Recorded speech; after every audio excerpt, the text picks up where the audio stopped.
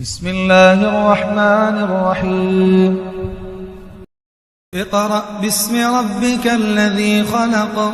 خلق الإنسان من علق اقرأ وربك الأكرم الذي علم بالقلم علم الإنسان ما لم يعلم كلا إن الإنسان ليطغى أن رآه استغنى إن إلى ربك الرجعى